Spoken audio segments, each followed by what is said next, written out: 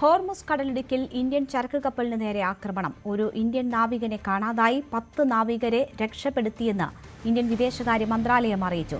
GFS Galaxy എന്ന കപ്പലിന് നേരെയാണ് ആക്രമണമുണ്ടായത്. മേഖലയിലെ സംഘർഷത്തിൽ ഇന്ത്യ ആശങ്ക അറിയിച്ചു. ഇന്റർനാഷണൽ ഡെസ്കിൽ നിന്നും കിരൺ ബാബു വാർത്തയുടെ വിശദാംശങ്ങളുമായി ചേരുകയാണ്. കിരൺ, നേരത്തെയും ഇത്തരം അനിഷ്ട സംഭവങ്ങൾ അവിടെ ഉണ്ടായിരുന്നു. ഇന്ത്യ ശക്തമായ ഭാഷയിൽ അതിനോട് പ്രതികരിച്ചിരുന്നു. വീണ്ടും ആക്രമണം ഉണ്ടാകുന്നു. പശ്ചിമേഷ്യ യുദ്ധഭീതിയിലേക്ക് മാറുമ്പോഴാണ് ഇന്ത്യൻ നാവികനെ കാണാതാകുന്ന ഒരു സംഭവം ഉണ്ടാകുന്നത്. എന്താണ് ഔദ്യോഗികമായി ഇതിൽ അറിയാൻ കഴിഞ്ഞിട്ടുള്ള വിവരങ്ങൾ? രേണുക, ഔദ്യോഗികമായി തന്നെ ഈ വിവരം ഇന്ത്യ സ്ഥിരീകരിച്ചിട്ടുണ്ട്. അതോടൊപ്പം തന്നെ ഒമാനും ഈ വിവരം സ്ഥിരീകരിച്ചിട്ടുണ്ട്. നമ്മുടെ ഔദ്യോഗിക വാർത്താക്കുറിപ്പും പുറത്തു വന്നിട്ടുണ്ട്. ഒമാൻ തീരത്ത് ഇന്ന് ഉണ്ടായ ആക്രമണത്തിൽ GFS ഗാലക്സി എന്ന് പറയുന്ന വാണിജ്യ കപ്പലിന് നേരെയാണ് ആക്രമണം ഉണ്ടായത്. ഇതിൽ ഇന്ത്യ അപലപിക്കുന്നു. കപ്പലിലുണ്ടായിരുന്ന 11 ഇന്ത്യൻ പൗരന്മാരിൽ 10 പേരെ ഇതുവരെ രക്ഷപ്പെടുത്തിയിട്ടുണ്ട്. അതേസമയം ഒരു ഇന്ത്യൻ പൗരനെ കാണാതായതാണ് വിവരം. ഒമാനിൽ ഞങ്ങളുടെ എംബസി സ്ഥിതിഗതികൾ സൂക്ഷ്മമായി നിരീക്ഷിച്ചു വരികയാണ്. നിലവിലുള്ള തിരച്ചിലും രക്ഷാപ്രവർത്തനത്തിനുമായി ഒമാൻ അധികൃതരുമായി സജീവമായ ഏകോപനം നടത്തുന്നുണ്ട്.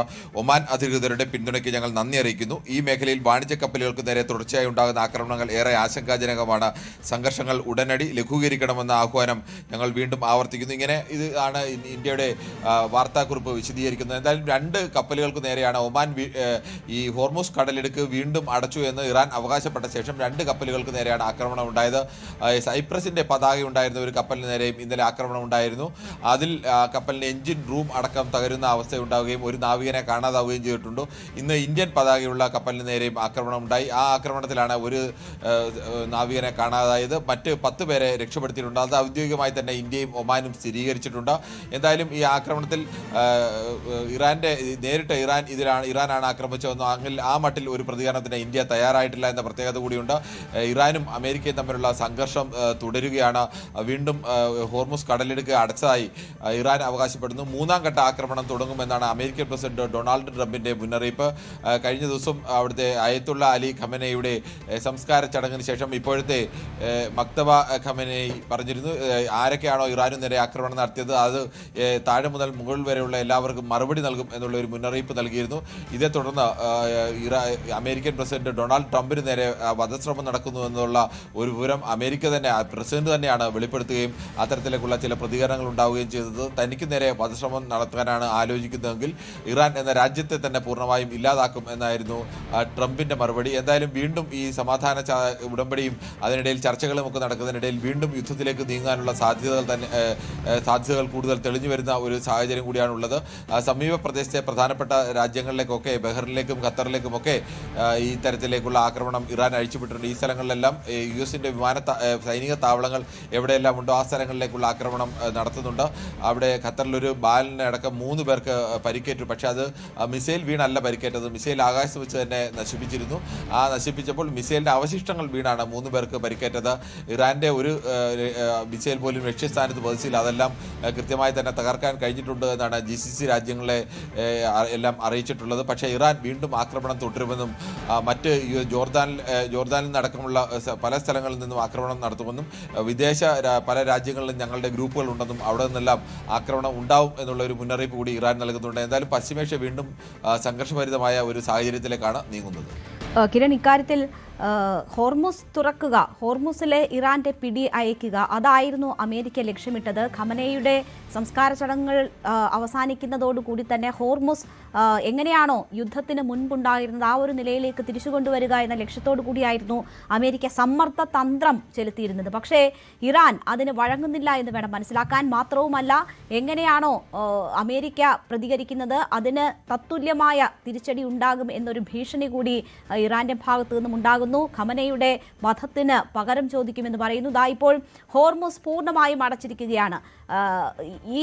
ഇത് എല്ലാ രാഷ്ട്രങ്ങളെയും, ലോകരാഷ്ട്രങ്ങളെ തന്നെ ബാധിക്കുന്ന തരത്തിലേക്ക് പോവുകയാണ്. നമുക്കറിയാം, എണ്ണ വിലയിലൊക്കെ മാറ്റം കണ്ടു തുടങ്ങിയതാണ്. ഇനി എല്ലാം പഴയ സ്ഥിതിയിലേക്ക് പോകുന്ന ഒരു സാഹചര്യം ഉണ്ടാകും. ഒരു യുദ്ധത്തിലേക്ക് കാര്യങ്ങൾ നീങ്ങുന്നു എന്ന് വേണമോ മനസ്സിലാക്കാൻ? സമാധാനത്തിന്റെ എല്ലാ വാതിലുകളും അടയുകയാണോ ഇവിടെ? രേണുക, അത് യുദ്ധത്തിലേക്കാണോ നീങ്ങുന്നത്, വീണ്ടും സമാധാനത്തിലേക്ക് വരും? അക്കാര്യം ഒന്നും ഉറപ്പിച്ച് പറയാൻ കഴിയാത്തൊരവസ്ഥയുണ്ട്. കാരണം ഇത് ഒരു ഭാഗത്ത് നിൽക്കുന്ന അമേരിക്കൻ പ്രസിഡന്റ് ഡൊണാൾഡ് ട്രംപാണ്. ഡൊണാൾഡ് ട്രംപ് ഈ സമാധാന കരാർ സംബന്ധിച്ച് ഓരോ ദിവസവും അദ്ദേഹം ഓരോ തരത്തിലുള്ള പ്രതികരണങ്ങളാണ് നടത്തുന്നത്. ചില ദിവസങ്ങളിൽ ഇറാനെ ആഞ്ഞടിക്കും, ആക്രമിക്കുമെന്ന് പറയുന്നു. ഇടയ്ക്ക് വീണ്ടും ചർച്ചയ്ക്ക് ഞങ്ങൾ തയ്യാറാണെന്ന് പറഞ്ഞു. നേരത്തെ ഇറാൻ ചർച്ചയ്ക്ക് വേണ്ടി തന്നോട് യാചിച്ചിരുന്നു എന്ന് പറഞ്ഞു. പക്ഷേ ഇറാൻ അത് പരസ്യമായി തന്നെ നിഷേധിച്ചു. അയത്തുള്ള അലി ഖമനേയി ഫെബ്രുവരി 28 അദ്ദേഹം കൊല്ലപ്പെടുന്നത്. അദ്ദേഹത്തിൻ്റെ സംസ്കാര ചടങ്ങുകൾ കഴിഞ്ഞ ദിവസമാണ് നടക്കുന്നത്. 132 ദിവസം കാത്തിരിക്കേണ്ടി വന്നു ഇറാന് അവരുടെ പരമോന്നത നേതാവിൻ്റെ സംസ്കാര ചടങ്ങുകൾ നടത്താൻ. ആ സംസ്കാര ചടങ്ങിൽ തന്നെ ഇപ്പോഴത്തെ പരമോന്നത നേതാവ് അയത്തുള്ള അലി ഖമനയുടെ മകൻ മക്തബ ഖമനയ്ക്ക് പങ്കെടുക്കാൻ കഴിഞ്ഞില്ല. മക്തബ ഖമനയി പങ്കെടുക്കാതിരുന്നത് അവിടെ വെച്ച് ഏതെങ്കിലും തരത്തിൽ ഒരു ആക്രമണം ഉണ്ടായാൽ അദ്ദേഹത്തിൻ്റെ ജീവന് വരെ അപകടമുണ്ടാകും എന്നുള്ള സുരക്ഷാ മുൻകരുതലുകൾ തന്നെയാണ്. പക്ഷേ ഇതുവരെയും ആ തരത്തിൽ പ്രതികരിക്കാതിരുന്ന മക്തബയുടെ ഭാഗത്തു നിന്നും ശക്തമായ ഒരു പ്രതികരണമാണ് ഉണ്ടായത്.